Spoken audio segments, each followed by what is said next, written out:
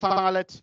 We're going to talk about DevSecOps, because I don't trust you people enough to actually use AI if you're not secure. Okay, all of you, take your passwords away, don't give them any passwords, and secure it down. And then we're going to do a demo. So what is going on right now? Okay, you hear the word Copilot. What is a Copilot? A Copilot is an application using modern AI to assist you using cognitive tasks. It means on a Monday morning when you wake up and you are motherless, your Copilot can actually say, listen, you just added something wrong there. You need to do it better. It makes you cleverer. It ups your IQ a little bit. We know this because in the past 4 years, we've been testing this on me, and we've added it into everything, into Windows, into Office, into Teams. Teams right now is listening to us right now and recording and doing all of these things for us, though. So we know, I've tested this for 4 years on dog fooded myself. I know it works. And I've met the clever boys there. I'm speaking at the JDConf on semantic kernel. There's a lot of research going into that. And one of the core research ideas is responsible AI. So we make sure that the AI doesn't go like completely crazy and, you know, start mentioning things like the fact that TikTok was banned by the House of Representatives. Okay, we wouldn't say that live on air. Because we also created a Copilot stack. We want to give you the stack. And in the stack, we have integration layers. We have products and services that integrate into the OpenAI stack. And then we also have your data, not my data. Okay, we don't look at that. And then we have tool chains, and it's all run on the Microsoft Cloud, and it's surrounded in AI and security. But how do you optimize it? What you want to do is you want to optimize it with GitHub Copilot. So this AI revolution with all these models and everything like that, you want to get to that point by using an AI tool. You want to get AI to talk to AI, which ironically, these slides were created by AI. So which is very Inception-like. Because we did some surveys. This company did surveys. They're a little startup we bought. And they said, okay, cool. Who here likes Copilot? And people, and 88% of their hands put up, and they said, and we like it because of this. And we said, what do you like about it? They said, we like it because it gives us focus, it gives us inspiration, and it gives us enjoyment. No, it writes boilerplate code to, you know, like do unit tests and stuff. No, you wouldn't use it then. You want to focus, you want to inspire, and you want enjoyment. And you can access it, and you can get the surveys that we did on aka.ms/flow state. I'll give you an example. Next time you're in the middle of the night and you're going to make coffee or to get a piece of pizza, and you walk into the kitchen and you walk through a few doorways, and then you open up the fridge and you look in the fridge and you go, what's I doing? The reason for that is that because you're constantly losing your flow state. You're losing your context and you're switching between different things. As you're walking, you're changing your focus around that. Whereas all you want is, okay, coffee. What do I need to do? Maybe creatively create some a nice mixture around that. That's what you want to do. What you're doing actually is operationalizing it. That's what flow state is. And how to do that in development, we know how to do that. So we've got the product and tool chains to be able to do that. And that's really what the crux is of this session. So what is GitHub Copilot? If you haven't used it already, it's free for students. It's free for open source projects. And get your manager to love you enough to give it to you. And it reads your mind. It says, what are you doing right now? I'm going to get coffee. And okay, cool. What do you need there? Okay, for coffee, I need milk and sugar. And okay, you know, don't put milk and sugar in coffee. Coffee should never have milk and sugar. It should be bitter and black like my soul. But it understands exactly what you're doing there. And if you've got your data, it will read your PDFs to actually understand how to do it also. And it works in everywhere. We've even got it on the CLI. Hopefully I'm going to demo voice. Hopefully the voice works here because I'm plugged into like 30 different voice channels here. And so now we know that we want to create coffee with this. What are the main coffee things that you can do? Okay, cool. I want to create a cappuccino. So cappuccino, cool. I need to first go get the cup, and I need to put it in the machine. So I need to create a workspace for me to use though. So the first thing that GitHub Copilot does, it creates your whole project for you from scratch. No, Rory, that's physically not possible. No, this thing's got the collective consciousness of every single human being, or 100 billion that have ever used, and we scanned the world. So you go create workspace. So I'm not a JavaScript developer. So I did this live in front of 1,000 people, and I said, okay, cool. I'm going to do this, and I'm going to create a REST application that stores tasks. Okay, Rory, using React, because React won the JavaScript wars. So I've got over there, and I've got / create workspace. They've changed the syntax to use, you have to go at workspace / new. So that's the new syntax. / create workspace. I want to create a REST React application to store tasks. Okay. Yeah. I think this is the directory structure. That's what you should do because it understands what to do. And I'm going to create the workspace, and I've got the project. And you can do this with Ruby, and you can do this with COBOL, and you can do this with Java, and you can do this with .NET, and you can do this with applications, more complex applications around it though. But understand, if you do it too much, and you're going to make it hallucinate. So you have to lower it to the create workspace to get it on the right amount that you don't get it. The next thing, what I want to do, now I've written this code. I'm going to tell my manager I wrote the code. So I want to actually go unit test my code, because so go create a unit test / tests of the code that I wrote. And of course I wrote this code, and I need to tell my manager that I wrote the code. So it's going to go create a unit test for me in a language that it needs to do. And now finally, to convince my manager that I actually wrote this code, what do you need to do? You need to comment your code. So I'm going to go in, I'm going to go and explain it to myself that I wrote this code. And then I'm going to go, okay, cool, Copilot, explain what I wrote. Okay, yes, of course, manager asked me, and I go, this is some tests to actually go in and to test the API interface for the tasks that I wrote.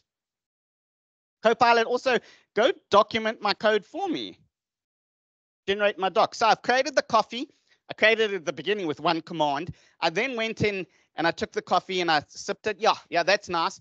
I then told my wife or my significant other, I created a coffee for you. Here, this is great. This tastes great and everything. And I commented to say, I even have one of those hot things that the barista did. And that's all you should do. Now, where does the creativity? Because at any given time, I could have actually gone there and say, now add cinnamon or sugar or something else, or be creative around it. Not the boilerplate that I just did. You don't want to do that. At the same time, you have to secure it down. And it's very simple to secure it. That code that I did there, you want to put it into DevSecOps, and it's a specific life cycle. I've showed you build and test. Now you want to do release, you want to do deploy, and at the same time, you want to check your code. And it's easy to do that with Microsoft DevBox. It's easy because that your manager doesn't want to give you a new laptop every year. Okay, so who here likes power? Powerful PCs, GPUs, all of that. Now with Microsoft DevBox there, you can get one. I have 3 PCs at any given time. I can just spin up and use them though. And I've got it on my laptop because my laptop's terrible. It really is terrible. They won't give me a new one. They just gave me DevBox. But the DevBox is very nifty because it's right on the data center that I have there. And it's also linked into, and it's very secure. So you've got all of that. You can pop it into GitHub Actions. You can use the scanning of CodeQL. You can then go into container registries with Azure, and if you want to use that, or Kubernetes, and you've got that end-to-end lifecycle. So what are we going to do in our demo then, Rory? We're going to do all of that. We're going to do Copilot, and I'm going to make coffee for you live on air. If it doesn't work at the same time, I can always blame AI, which is great, but then you won't hold me there. But what we're going to do is we're going to set up on our internal loop, your developer loop. We're going to dev test and deploy it locally. We're then going to just trigger it with a GitHub Actions. We're going to build, deploy, test it with Playwright. obviously scanning it also for CodeQL for vulnerabilities. And then we're going to pop it onto a Tomcat server because I am a Java developer, sorry. And so a Tomcat is still a thing. And I'm going to pop a WAR or library, but you can do it on .NET also, or your JavaScript people, I think they use DLLs, and they compile to something. And then I'm going to pop it over there to the inner loop again, and then rinse and repeat until I've got the coffee that I'm doing right now. And that's it. That's the demo I'm going to do.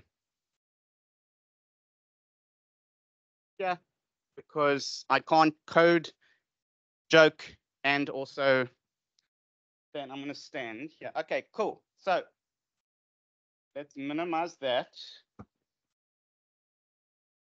This mark looks like it wants to be in my face. Yes. Can you just get it a little bit more facing? Okay. Okay, so while Jeremy is going to that. So I've got the remote desktop. Sometimes I have to remember where I am. So I'm on my remote desktop, about to go into my dev box. And you can go and get the dev box here. So let's go into here. I'm teaching you the secrets. So you can go to devbox.microsoft.com. And then they gave me 32 CPUs, 64 gigs RAM, and they're going to give me GPUs like a man can go drunk with this power. And there's my PC I've got here. I can open up into the RDB client, or I can open in my browser. And I was sitting there sipping my cappuccino in my hotel, just running my demos there on my phone with like more power than, God. And it was lovely. So I've got it open here already. And here's my, okay, connection, sign-in options. Yeah, let's connect a smartphone. Let's just close that because that's, of course, the demo is going to ask me to do that. And I want to go connect there. Yes.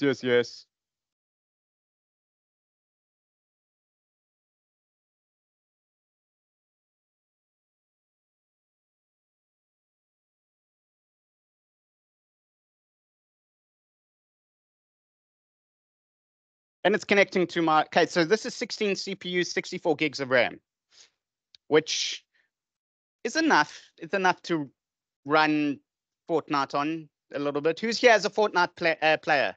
Minecraft? Fortnite? You got into software development to shoot people in the head, though. You need to remember that.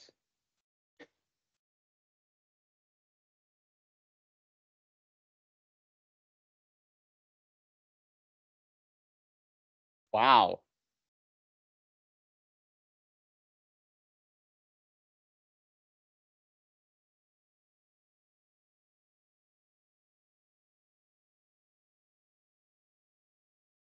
Okay, let's try that again. It's not liking that.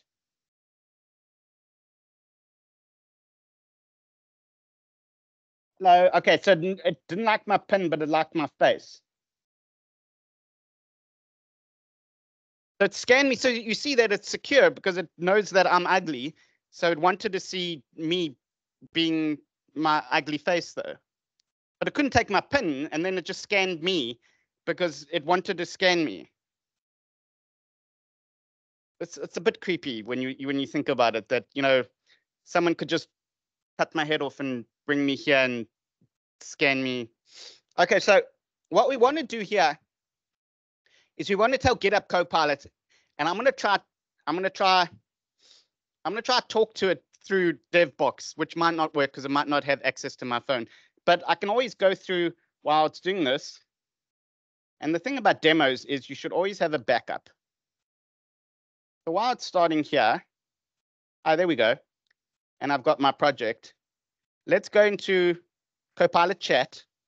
And you'll see there at the bottom, it's start voice chat. I don't know where the voice chat is. Hello. I don't think I can hear me. Oh, there it is. Okay.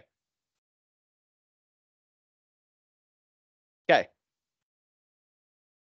Hello, how can I help you today? And then I want to go create. No. They go at workspace, new. Check this out. Now I'm going to go into here, create a workspace for me that includes Java and connects to an OpenAI endpoint on Azure and takes in an animal as a parameter.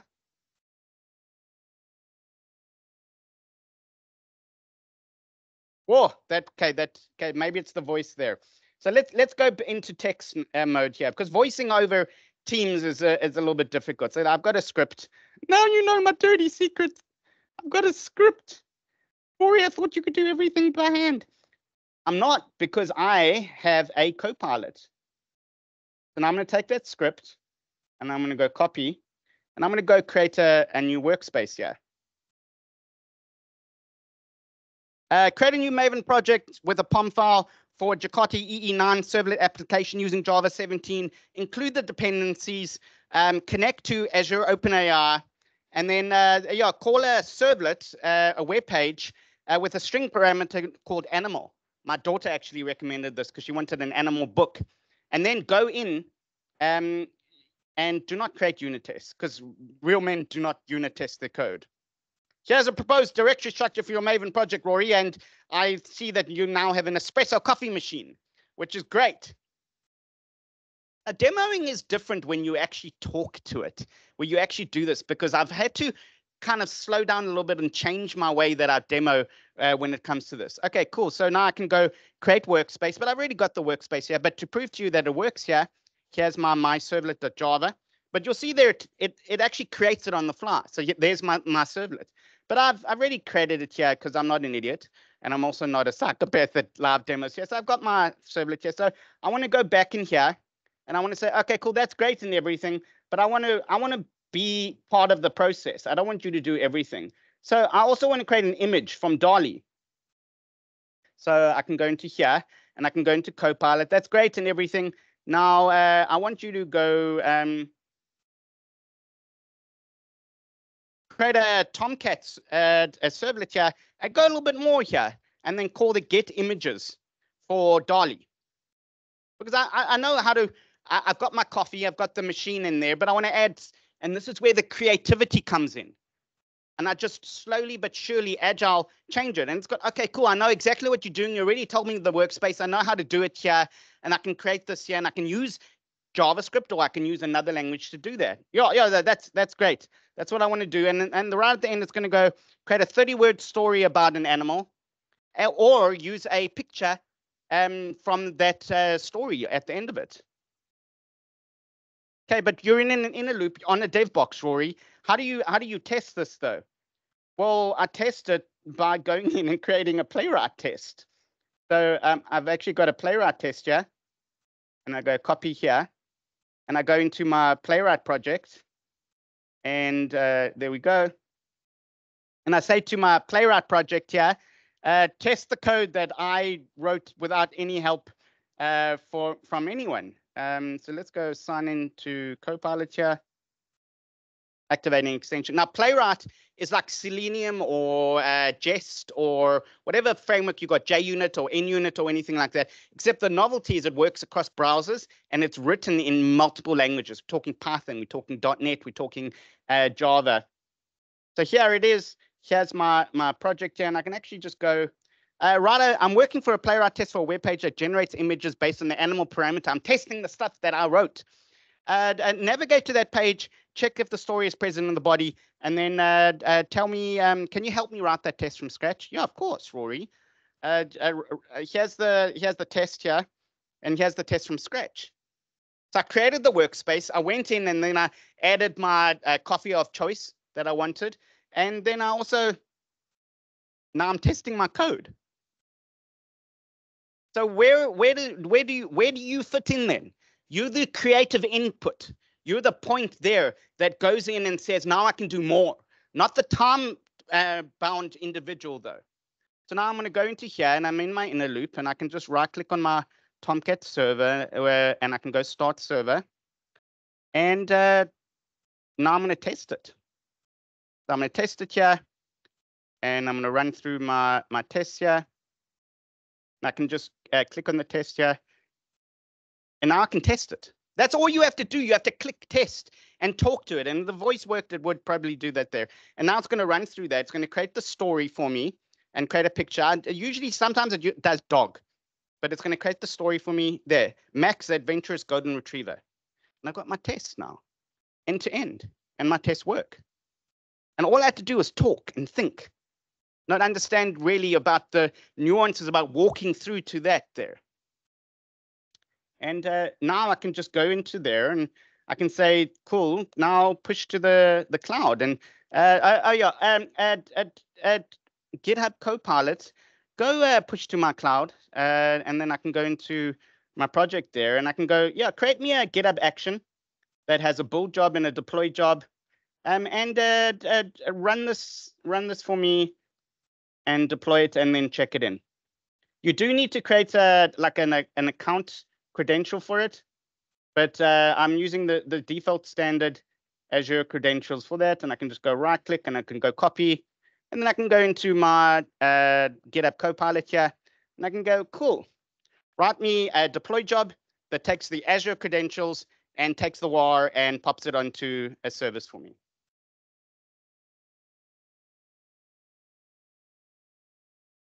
It knows exactly what you're doing at any given time because it's scanning your workspace for you, scanning your files for you. It knows how to actually do it. It knows that I need to cache my Maven dependencies, use Java 17 because I'd already written that.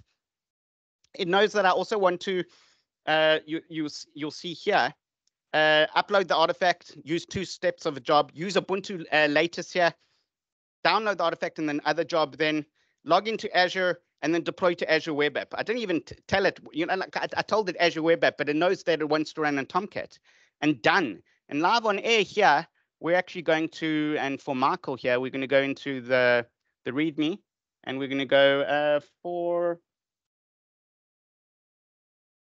Michael, because he is my host here, and I'm going to go into there, and I'm going to go push that into GitHub, and I'm going to go for Michael. I'm going to commit that. Notice that I've never actually left Visual Studio Code. Never gone on to another portal. I'm onto my dev box here, which is secure, which is fast. And then if I go into my GitHub Actions, and I go to GitHub Actions, busy being deployed. It wrote that for me to do that.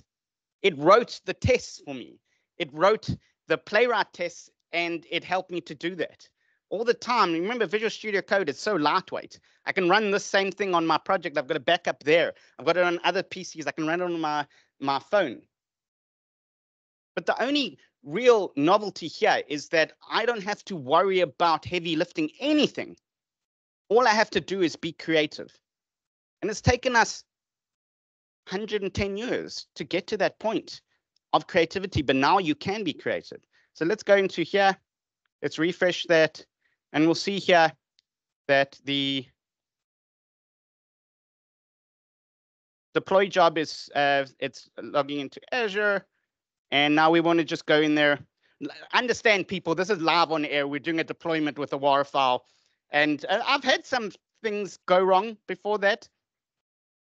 So let's go into the deploy. Remember, there's socks here if this works. Okay, no, you're going to get socks even if this doesn't work. Okay, because some of you aren't wearing socks, which is just awkward. And then we're going to go here, and you can go into GitHub Actions if you want. You can just click through that, but I don't have to because I've got everything in Visual Studio Code. Then I can go into here, deploy it there, and then I can just click on my application server. You can even create the application server if you want there. And there's, okay, cool. What do we do in Singapore here? Butterfly. When you create a generator story here, we've done the inner loop. We've done the GitHub Actions for it. We used AI to create that. It's connecting to OpenAI. It's connecting to DALL-E. In the garden, a lonely caterpillar transformed into a radiant butterfly. Its vibrant wings shimmered in the sunlight, creating an enchanting spectacle and inspiring hope for passing admirers. And here's the generated image there. So I want to leave you just with a reminder to please go to, let's go into there. Go to jdconf.com and register so my children can eat. Don't starve the children. Are you on children? And then finally, if you want all of that I've got there, don't worry, I have got everything. So you want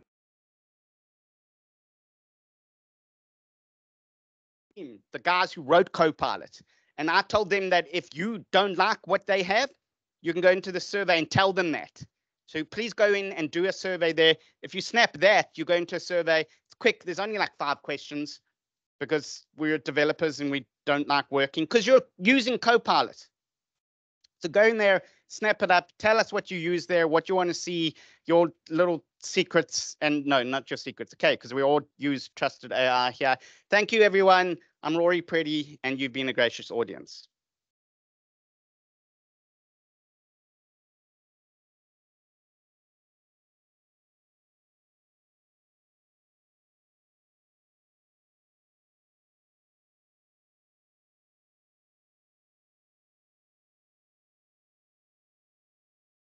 Yeah. So, okay, so I'm going to take that.